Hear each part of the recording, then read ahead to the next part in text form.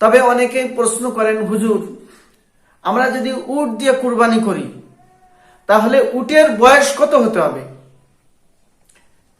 কেউ যদি উট দিয়ে কুরবানি করে তাহলে উটের বয়স কমপক্ষে 5 বছর হতে হবে। মহিষ দিয়ে কেউ যদি কুরবানি করে তাহলে মহিষের বয়স কমপক্ষে 2 বছর হতে হবে। গরু দিয়ে কেউ যদি কুরবানি করে তাহলে গরুর বয়স কমপক্ষে 2 বছর হতে হবে।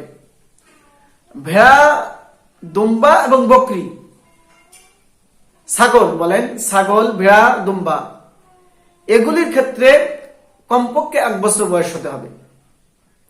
তবে ভেড়া এবং দুম্বা বয়স যদি একটু কম হয় কিন্তু দেখতে শুনতে মোটা তাজা, 1 বছরের ভেড়া বা 1 বছরের দুম্বার থেকেও যদি মোটা তাজা দেখতে মনে হয় তাহলে সেক্ষেত্রে কোনো ক্ষেত্রে বয়স একটু কম হইলেও, 1 বছরের কম হইলেও ভেড়া এবং দুম্বা দিয়ে কুরবানি দেওয়া যাবে।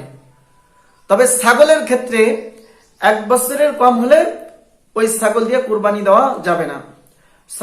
ছাগলের কমপক্ষে 1 বছর বয়স হতে হবে। তাহলে উটের বয়স কমপক্ষে 5 বছর হতে হবে।